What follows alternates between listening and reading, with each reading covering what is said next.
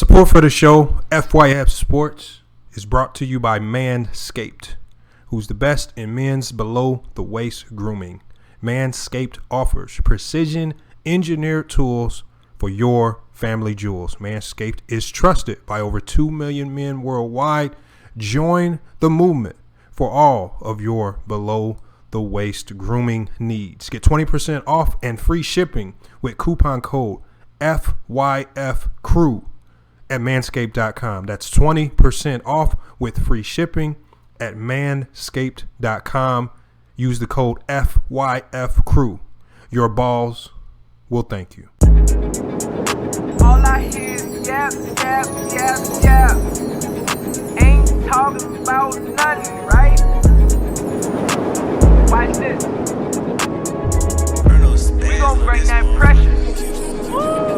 Just a little FYI, FYF, 20K sub 6 months, what's next? They been hating at first, now they calling us the best. Hit up YouTube, tell them cut the check. This a FYI, FYF, 20K sub 6 months, what's next? Woo, fuck your feelings, we all know who the real is. I be getting to it, ain't wasting no time. Walking straight in, we ain't waiting in line. Fuck your feelings, you don't care about mine. You a YouTube gangster, don't be yelling out slime. Or you talking LB, talking Ticket TV. Ain't nobody watching them, all the viewers be sleep. 5 years in, all your subs is your friends. Ticket TV, watch your cars again. Just a little FYI, FYF, 20K sub 6 months, what's next? They been hating at first, now they calling us the best. Hit up YouTube, tell them cut the check. This a FYI, FYF, 20K sub 6 months, what's next? Woo, fuck your feelings, we all know who the real. They all know, shop don't close. Working 24, trying to make the channel grow. Look at them, pointing fingers, hating on the low. You can't compete with our podcast show. Couldn't make it in the league, so we got on TV. Crying by LeBron like a little baby. It's FYF Sports, man. It's Lamont. We back with another podcast episode, man. As you can see by the thumbnail on the video today, we're going to be talking about LaMelo Ball.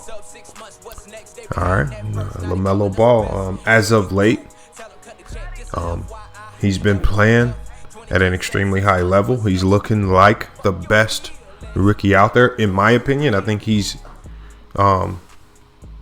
edging by Tyrese Halliburton of the Sacramento Kings as far as the rookie of the year race goes. I don't, right now I just think it's a two-man race with those two guys, with LaMelo having the trajectory to clearly win rookie of the year. He's by far the most talented rookie of this draft class. Before we really get started on this video and just kind of talk about the angle that we're going to approach today, make sure you guys like, comment, and subscribe, smash the like button, and smash that notification bell. All right. A lot of you guys have been saying you haven't been getting the notifications to the live streams or the videos, so make sure you smash that notification bell. And once you do that, also make sure you follow us on Instagram or Twitter. We drop notifications for all videos about 30 minutes to an hour before they drop. So if you want to stay up to date with all the latest news, sports news from FYF Sports, make sure to follow us on social media as well as YouTube. But today we're going to be doing another review of LaMelo Ball. So early on in the season, we did an early season review of LaMelo Ball. This was, I think, maybe a 10 to 15 game sample size. All right, we went over some of his struggles early. We pointed out some of the things that he did well. We pointed out some of the things that he needed to work on as a young rookie in the NBA. The one thing that we need to understand is that for all rookies, the biggest adjustment is the speed and the skill level of players. Everybody's just as fast and athletic as you. Everybody's just as smart. Coaches can scheme better. Scouting reports are a lot more thorough. All right, and especially at the point guard position, you have to be a lot more detail oriented. You have a lot more responsibilities. And for LaMelo Ball, the future point guard of the Charlotte Hornets, I've been one of the few people to say that I really appreciate how James Borrego and Charlotte Hornets have been bringing him along. When we look back on his past, when we look back on his playing history, the last time, before this NBA season started, he had only played 11 games in Australia. After that, his season was over due to injury. He hadn't played any live action or any real 5v5 action since then. Unfortunately, due to the pandemic, There was no traditional summer league. Generally, that's something that allows rookies to kind of get their footing in the NBA, maybe kind of pick up on schemes and systems. And then it also helps coaching staffs get a better understanding of how they would like to use the player because they can see them in live action. So there was no summer league for these rookies, on top of the fact there's no training camp or real preseason. So I even think for James Borrego and his staff, there were a lot of unknowns with what they actually had in LaMelo Ball. I mean, and only seeing a player for maybe 2 weeks before he's into live NBA action, that's not a really good sample size to really get an understanding of what you're working with. On top of the fact that you have to consider going into this season, he has never been conditioned. His body had never been acclimated or adjusted to playing so many games in such a condensed amount of time. And this season, even more so, because it's 72 games condensed into a smaller amount of time. And again, all of these rookies have to adjust. And there's always the rookie wall that you have to think about. And then also the development, not just the physicality and not just their game, but the mental aspect of the NBA game can be tough on a lot of guys. We've seen a lot of talented players. We've seen a lot of talented lottery picks not be able to adjust to not just the NBA game, the NBA lifestyle, on and off the court thing. So the good thing about LaMelo is that in his playing experience, he's had a lot of experience dealing with the social media fame, dealing with fans, dealing with, all of the fanfare, all of the noise, all of the chatter. All right, he's had experience dealing with the women, the money. He's had all these things. So he has that slight edge on most players. That's one thing I appreciate about how LeVar Ball brought him up. He did a great job with kind of grooming him for this role in the NBA. But at the end of the day, you never know how a player is going to react in the NBA until they're there. Before this season started, I was one of the few out there that said I think LaMelo Ball will be great in this league just based on what I see. A lot of people gave me a lot of backlash for those statements, but it's proven itself to be true. And again, I think it's not, although it is LaMelo performing on the court, the Charlotte Hornets have done a great job of progressing him along slowly, and now we have the product that we see now on the court because they're doing a great job at his development. So I see a bright future for the Charlotte Hornets as long as they stay on this trajectory. Do not rush the process. All right. Understand that getting this team better, not just LaMelo, it's going to be a 5 to 7 year process. It's not something that's going to happen next season or even the season after that. Maybe you can start trending them toward the direction of being competitive.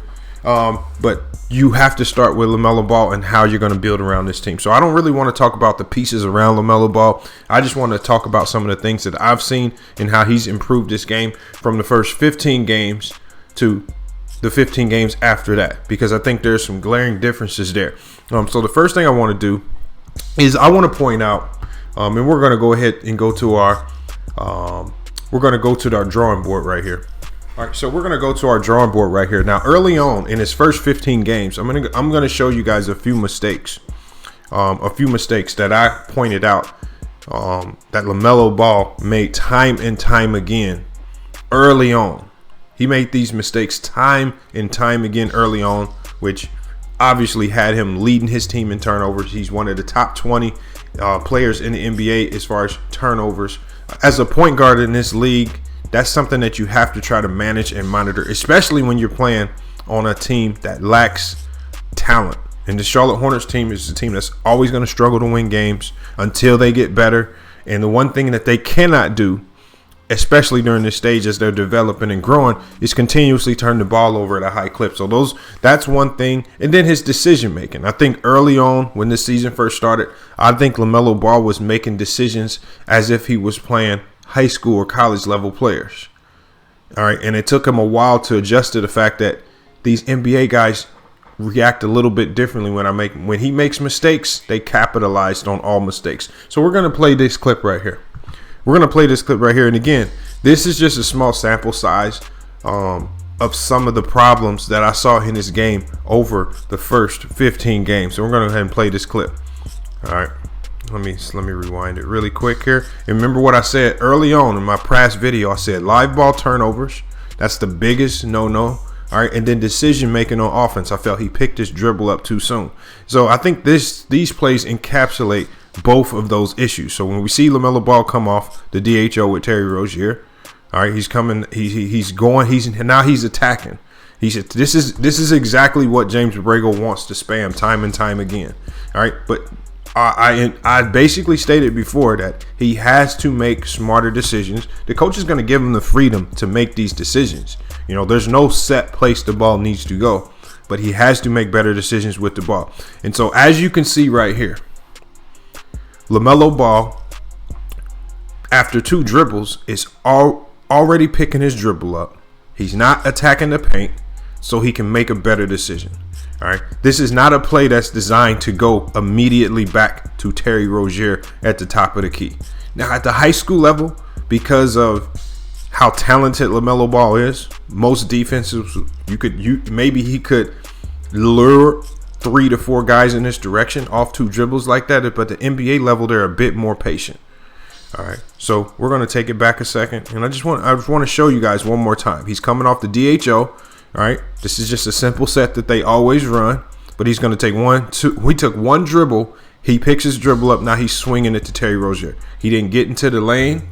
He didn't get into the lane to probe the defense, where he could have had Gordon Hayward for this corner 3-point shot, maybe Miles Bridges in his opposite corner, or hitting Cody Zeller off the pick and roll. He immediately goes to the bailout option of this play, which is Terry Rozier. That's what you don't want as a point guard. And those were some of his early problems. And you saw that bad decision right there.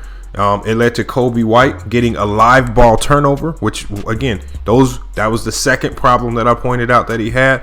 And it leads to easy buckets, easy transition buckets for the other team. And for a team like the Chicago Bulls, they're going to love all of these easy transition buckets. Any buckets that they can get off these live ball turnovers, those are just like extra possessions that you don't normally count. All right, so we have another play right here. I'm going to take it back a second. All right, we have another play right here. Off the catch, you got LaMelo Ball. Now, LaMelo Ball is the point guard of this team. You would expect him to be able to maintain his dribble to make the best play possible. But watch what he does here. You know, instead of maintaining his dribble, understanding his personnel and giving Cody Zeller a good pass, he actually throws a bad pass in traffic. He actually throws it behind Cody Zeller, which, again, bad decision on offense by picking your dribble up too soon leads to a live ball turnover in another easy transition bucket for the Chicago Bulls.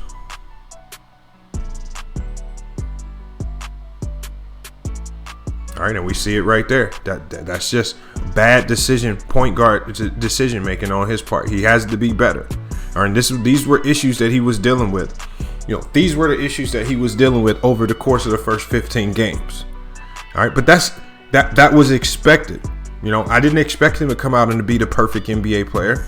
All right, I was hoping that he would do what we're doing. Do your film study. See what's working, see what's not working, and just go improve your game. You know, we all know that his minutes are gonna increase as the season wanes on. He started off early on in the season, averaging about 23 minutes. Then that progressed to about 25, then 27. Now he's averaging around 30 to 35 minutes, depending on availability and injury. So his minutes are progressively going to increase. And when your minutes progressively increase, that's just an indication that the coach just is having more and more trust in your game. The point guard on your team is supposed to be an extension of the coach. That's the greatest attribute a point guard can have. When we look at the best point guards in this league, whether it's Ben Simmons, Chris Paul, all right, when you look at these point guards, they are extensions of the coach. When you look at Mike Conley, who's another very solid guard in this league, this is what you want your point guard to be. He needs to be an extension of the coach. All right, that means you have to understand all the offenses, you have to understand all the reads, and you have to have the ability to not turn the ball over at such a high rate. And he still struggled with that to some degree, even in this second half of the 15 games, but he's done a better job of managing it, all right, and not allowing it to really be a complete detriment to his team. So we're going to go ahead and switch over to some highlights that reflect his game over games 15 through 30. And I think he's done a really good job of correcting a lot of mistakes that he was making early. And now he's looking like he can be a dominant force in the NBA because he's taken his time. And James Borrego has also taken time to help him clean up his game, fix those mistakes, all right, and see the floor a little bit better. Let's go ahead and get to those highlights for games 15 through 30. All right, we got some highlights right here. And again, we're going to stop it and pause it as we see fit. But I really want to show you guys the difference in his game. And just to show you, he's always been a gifted player. He's always been a gifted player. But the one thing that the NBA can make you do really fast, NBA players can get you playing at such a high speed. You're making bad decisions on the fly that you really can't understand. This is why you hear a lot of players say when the game slows down, that's when they're much better. And I think for LaMelo, the game is starting to slow down right in front of his eyes. He's starting to see that if I'm just a little bit more patient, if I can maintain my dribble, if I can get into the paint and really probe these defenses, either with a probe dribble or a snake dribble, I can really pick apart these defenses, whether I'm scoring myself or whether I'm kicking it to open shooters who can actually score themselves. All right, so we're gonna take this play back a second. So we're watching LaMelo Ball attack. This is against the Milwaukee Bucks, one of his better games. Now, early on in the season, he was picking his dribble up towards the free throw line or the elbow extended. Now he's probing the defense, he's getting into the lane, and then he's making a decision once he attracts all of the defense. All right, here we see him take Brook Lopez one-on-one. Obviously, when you have that mismatch with the center, you don't want to pass the ball, you want to attack that. All right, again, another switch with the center. Miles Turner one-on-one. What does he do? He immediately attacks the center. He gets into the lane. All right, into the lane. He's not picking his dribble up after one dribble. All right, and he's scoring over bigs. He's not avoiding contact. He's getting into the lane. Another situation right here where he's probing the defense. We're going to take that back. And this is against the Pacers, where he's probing the defense, even though the numbers aren't in his favor. I mean, essentially, this is a 3-on-1. All right, but he's probing the defense, using his size, using his strength to score over smaller defenders. Much smarter and efficient offensively. All right, now we're coming off the DHO with Cody Zeller. Now, as we saw before, remember on that last DHO that we saw with Cody Zeller, what was he doing? All right, that last DHO with Cody Zeller, he would dribble one time and look for a bailout pass. All right, because defenses showed himself and showed a little bit of resistance, he would pass the ball away. Now he's starting to understand that because of my passing ability, because of all of the other gifts that I have on the offensive end of the court, I can now dictate and determine everything that happens on the offensive end of the court. We're going to take this back one more time. Again, he's improving. This all comes from James Borrego and that staff really working with him, showing him the importance of being a better facilitator. All right, and when he becomes the better facilitator he becomes, the better scorer he's going to become. It's going to open a lot of doors for him. So LaMelo obviously scoring right there over the smaller defender. All right, we got LaMelo off the pick and roll, attacking out of patience. Can't you guys tell how he's slowing down? He's not playing 100 miles an hour up and down. He's playing much more stop and go. He's doing a lot more probing. And because of his ability to pass the ball, defenses have to respect him to that degree. All right, so we're going to take this back again. And he's playing at just a beautiful pace right here. Much slower, much more poised. And he's using his size and strength to score over people. He's just not trying to beat you to the basket all the time. So right here, patience right here. We see the slight hesitation dribble. Then he attacks. All right, he sees Alex Lynn turn his head, open lane to the bucket. All right, this is how you allow the defense to make mistakes in the NBA. You don't always force the action. All right, he's getting into the paint. All right, and his passing ability is getting him these open layups. Rudy Gobert cannot jump at this shot. Rudy Gobert has to make a tougher decision now. Do I contest this, knowing that I got one of the most gifted passers in the NBA driving at me? Or do I allow him to score and hope that the player icing the screen can recover and give somewhat of a contest? Look, and this was Rudy Gobert, Defensive Player of the Year. Rudy Gobert has to make a decision here. Do I play the passing lane to Bismack Biyombo? or do all out commit to LaMelo Ball on this shot. If he jumps, LaMelo's going to burn you. All right, and LaMelo can burn you in a number of ways. If Donovan Mitchell cheats over to try to help, LaMelo can burn you with this pass. This is why Donovan Mitchell cannot move, and Donovan Mitchell's weak side. Generally, it's Joe Ingles over here that can't leave his man on the strong side. But Donovan Mitchell can't leave either. Great take and great finish by LaMelo Ball. This is how you probe and read defenses. All you have to do is slow down. And this is not to mention he's hitting the 3-baller at a great clip. All of these things, all of these doors start to open when you slow down and just watch the game. All right, process what these defenses are doing and allow them to make mistakes. And this is another place. This is another area where he's improved. Is off ball. All right. Obviously, some sets are designed for Gordon Hayward, Devontae Graham, and Terry Rozier. Can LaMelo switch to that 2-guard spot and play off ball? All right. Watch how Gordon Hayward attacks off the pick and roll with Miles Bridges. All right. Miles Bridges attacks, doesn't have anything, but you got LaMelo Ball still moving, playing off ball, and he's been able to hit this 3. All right, either to catch and shoot or to spot up 3 very consistently. And this is one of the biggest knocks on his game. People said he would struggle shooting. I didn't know that. I didn't even believe that he would be hitting 3s at this clip, this early on. All right, but he just tells you he's putting a lot of work in the gym. All right, we got another set right here. Again, this is about slowing down, probing, and reading the defense. Let's see what we have right here. Smaller defender on you if you're feeling it. This shot, making this shot right here, can open up a number of doors later in the game. And luckily for LaMelo, he knocks down the 3. All right, extremely difficult guard. Extremely difficult guard. All right, and it's going to be hard for teams to switch on him. You can't send your 6'7" forward out there to guard him. That's going to present its own problems on other places on the court. All right, we see LaMelo Ball. All right, this is a horn set right here. He's moving off ball, another catch and shoot 3.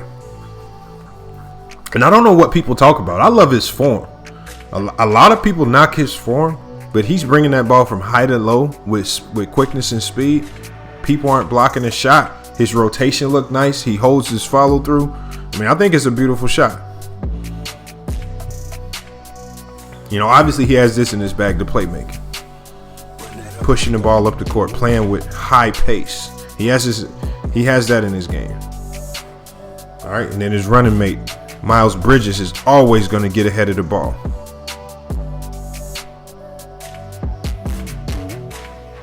This is what I like right here. More patience. All right. What he's doing now, as you see all of these plays, all he's doing is he's just allowing the defense to make the mistake. He's not always going for the home run pass, forcing the action. He's allowing them to be lazy on defense. All right. He's not throwing bad passes. Yeah, great catch by Cody Zeller right there.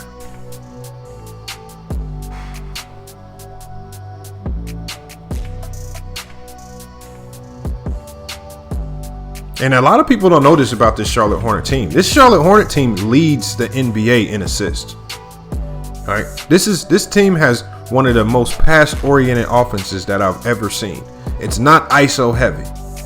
All right, there you have some people who make the claims that James Borrego is drawing up all these plays for Terry Rozier and Devontae Graham, but that's another false narrative. All right, this team averages almost 28 assists per game. They're the number 1 passing team in the NBA. Their offense is pass heavy. All right. And you know what? Rightfully so. You have a lot of talented players. Now, I don't think you have the talent to win a championship. All right, but the concept of their offense is the right way to play. And I definitely appreciate it. And this is why we've seen multiple guys go off for points. We've seen Gordon Hayward go off. We've seen Devontae Graham go off. We've seen Terry Rozier go off.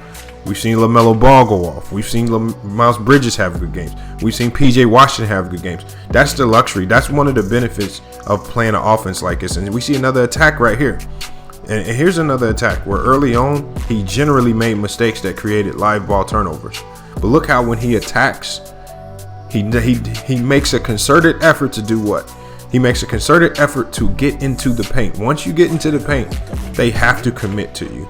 And he makes Robin Lopez 100% fully commit to him before he dumps the dime off to Cody Zeller. All right, we know he has the ability to blow past his man when they make mistakes on the closeout, as you see here. And they only close out this high.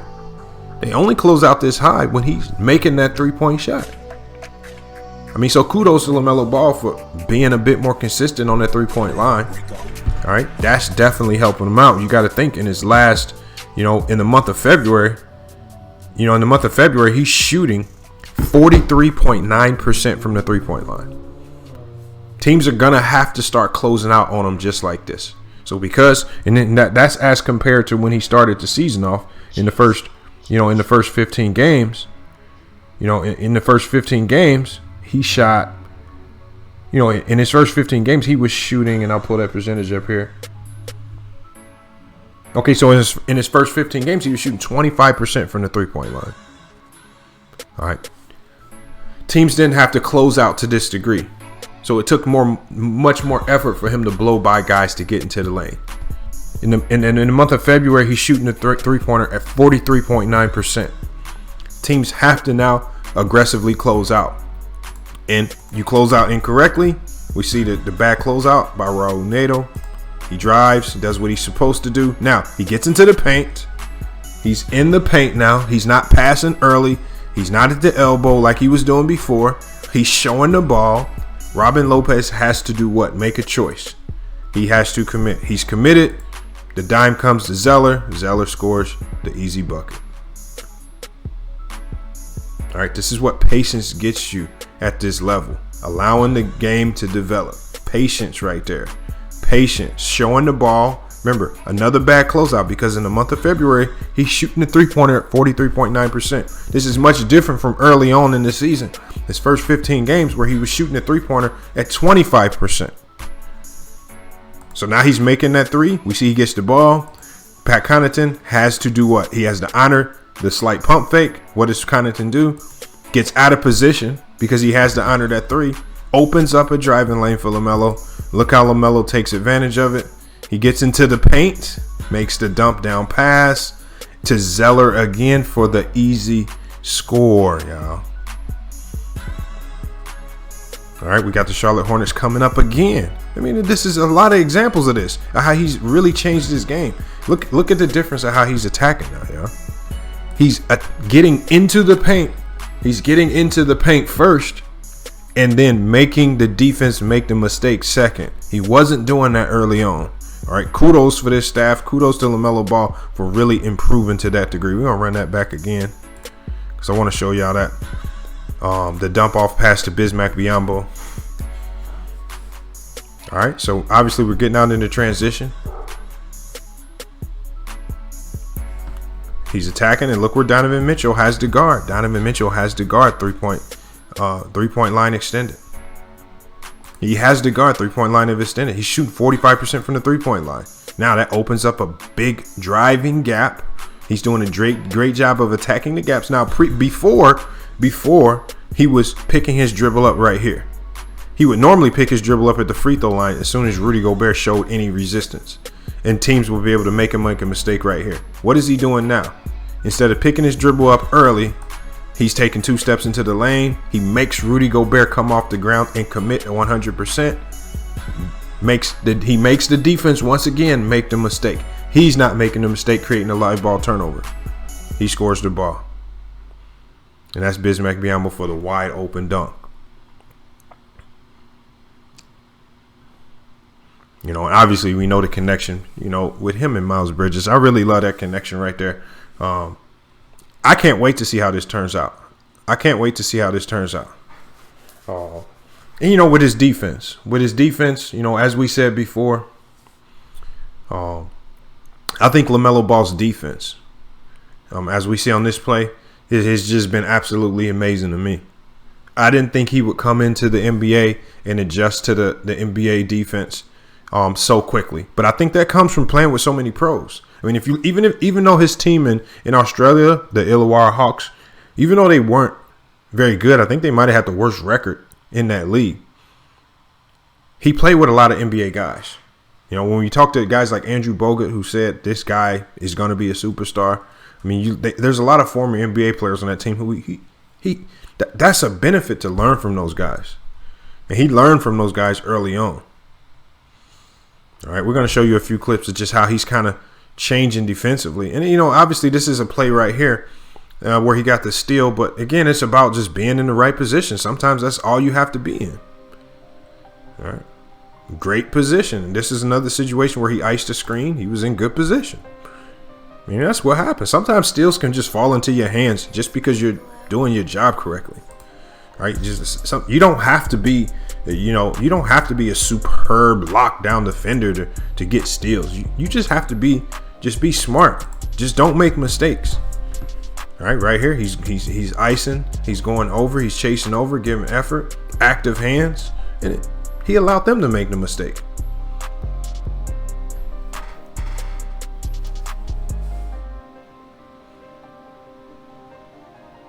All right, just being active, just getting back on defense. You know, just small, simple stuff like this. You guys know how I talked about the Brooklyn Nets. When I talk about the Brooklyn Nets defense, they don't even get back in defense in transition. You know, all LaMelo Ball did on this play was what he was supposed to do. He got back on defense. It doesn't even take much effort to do that. All he did was get back on defense. All right, and just by getting back on defense, he gets an easy steal right here. That's all you got to do. I mean, it's like Brooklyn Nets make this defensive thing look so complicated, so hard. All you have to do is just try. All right, just great D right here, man. And again, that's just understanding what teams like to do, getting that steal in transition. All right, so I mean, you guys, definitely big salute to LaMelo Ball for improving this game, man. On the season so far, he's averaging 14.6 points per game, 6.2 rebounds, 6 assists. He's 54th in the league with PER, 18.27. In the month of February alone, he's averaging 20.9 points per game, 6.3 assists, 6.9 rebounds. He's shooting 43.9% from the three-point line. He shoots 44% from the field. I mean, his numbers have completely skyrocketed.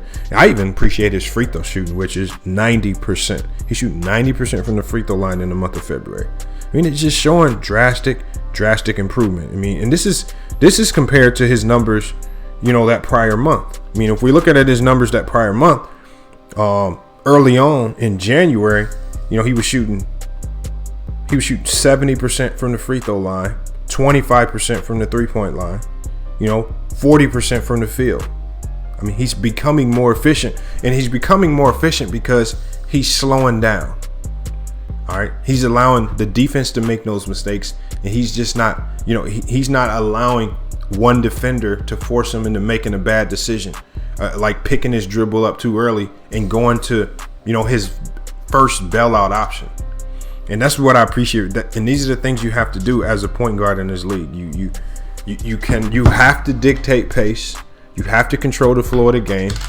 All right. And you have to give multiple efforts offensively and defensively. That's the one thing that I can say he's changed from early on in the first 15 games to now. His confidence is skyrocketed because he's doing things the right way. And the only reason he's building up these good habits is because the coaching staff is pounding these things into his head. Like all of these things that you see him doing positively, and he consistently starts to do them, especially when early on he was making these same mistakes. I mean, you have to give a salute to this coaching staff. I mean, when they're dealing with a flawed roster, when you're dealing with a lot of players who probably won't be there next year. All right, when you got Bismack Biyombo and you got Cody Zeller and Malik Monk, the names all in trade talks, those guys probably won't be there throughout the for the entire duration of the season. I think they're doing a good job of right now. They're developing good habits for LaMelo Ball, and I think that's the best thing that they can do this season going forward. They may not make the playoffs. They may make the playoffs. I think the best that they can hope for right now is maybe an 8 seed. I think teams are just going to outpace them as the season wanes on, and and unless they make a really big move before the trade deadline is something that can make them instantly competitive. I just don't see this team really making a serious playoff push. And even if they can't eke themselves into a play-in game, that number one seed, it's just going to be tough when you got to play that number one seed. So, I mean, at the end of the day, salute to LaMelo Ball and the Charlotte Hornets. Salute to all of those players. Terry Rozier's been playing lights out. Gordon Hayward's been solid all year. I mean, Malik Monk, he dealt with a lot of DNPs early, just due to off the court issues. But when he got his opportunity to play this year, he's taking advantage of it. I mean, Bismack Biyombo, he's in a contract year. I mean, he's playing the best of his ability. I mean, there's only so much you can expect from a guy like Malik Monk. And Cody Zeller, is extremely valued. He's one of the best screen setters in the NBA that I've seen. I mean, people can knock his game. You can say he's slow. You can say he bad hands. But that man is giving consistent. They don't beat the Bucks without Cody Zeller. That was one of them games where they needed Cody Zeller's defense on Giannis. They needed his screen setting. I mean, he's great for this team. But those are luxuries that you're probably going to lose, as you're looking to build around LaMelo Ball. So I don't know what pieces they're looking to bring in. I just know as constructed, this Charlotte Hornet team is not good enough to compete, for even a conference finals.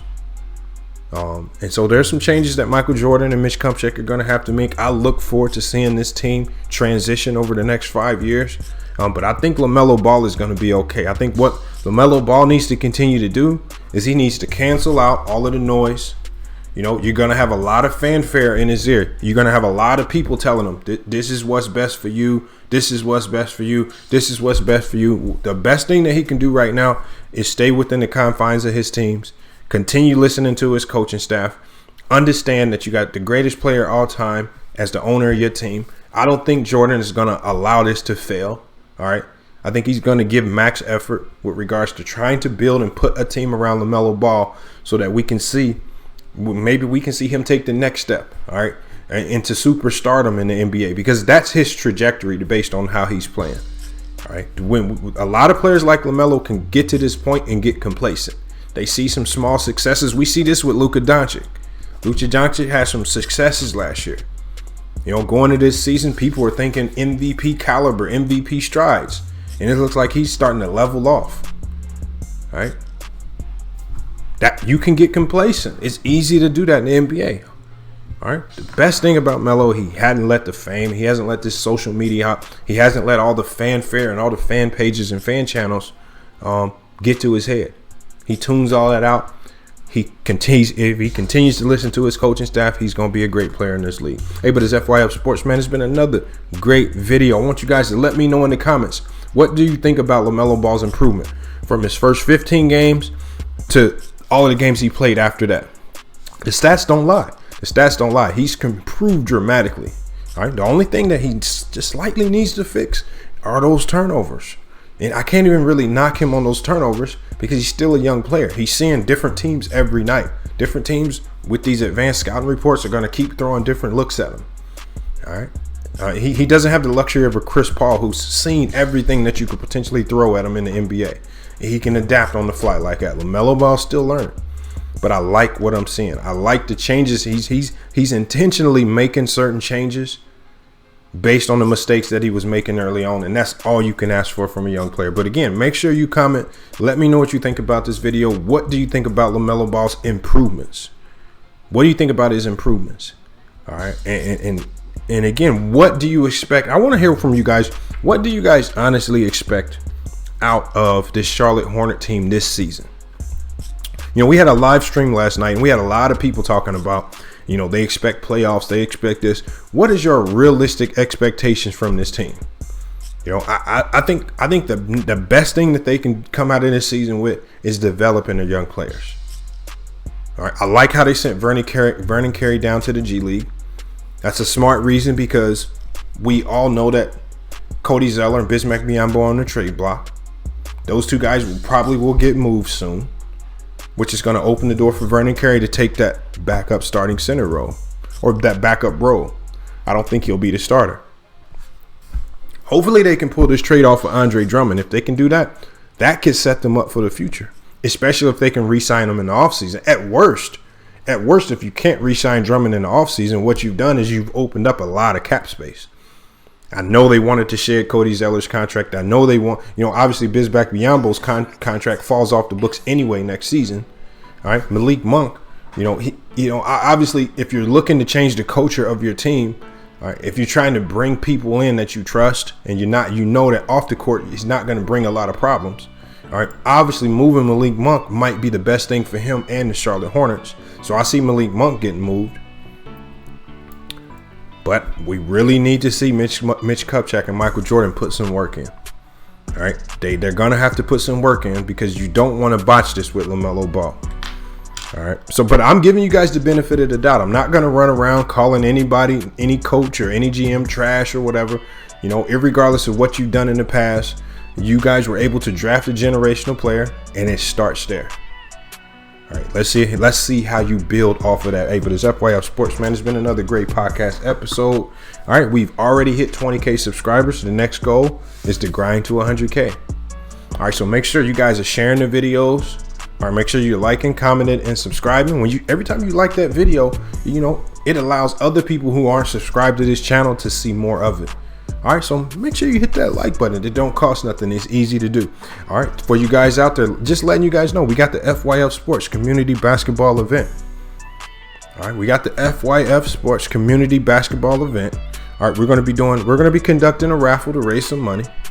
All right, we're going to be conducting another raffle to raise some money. All right, we're working with a sponsor to get that prize together, but we got to get this $5,000 raised. So we can get this venue on lock. But we'll be talking about that more in tonight's live stream. Until then, make sure you guys take care. But it's FYF Sports. And we out. All I hear is yap, yap, yap, yap. Ain't talking about nothing, right? Watch this. We gon' bring that pressure. Just a little FYI, FYF 20K sub 6 months, what's next? They been hating at first, now they calling us the best. Hit up YouTube, tell them cut the check. This a FYI, FYF 20K sub 6 months, what's next? Woo, fuck your feelings, we all know who the real is. I be getting to it, ain't wasting no time. Walking straight in, we ain't waiting in line. Fuck your feelings, you don't care about mine. You a YouTube gangster, don't be yelling out slime. Or you talking LB, talking Ticket TV. Ain't nobody watching them, all the viewers be sleep. 5 years in, all your subs is your friends. Ticket TV, watch your cars again. Just a little FYI, FYF 20K sub 6 months, what's next? They been hating at first, now they calling us the best. Hit up YouTube, tell them cut the check. This a FYI, FYF 20K sub 6 months, what's next? Woo, fuck your feelings, we all know who the real is. They all know, shop don't close. Working 24, trying to make the channel grow. Look at them, pointing fingers, hating on the low. You can't compete with our podcast show. Couldn't make it in the league, so we got on TV. Crying by LeBron like a little baby. You must be crazy, trying to ever play me. Or you super tough until it's time to say cheese. Just a little FYI, FYF 20K sub 6 months, what's next? They been hating at first, now they calling us the best. Hit up YouTube, tell them cut the check. This a FYI, FYF 20K sub 6 months, what's next? Woo, fuck your feelings, we all know who the real is.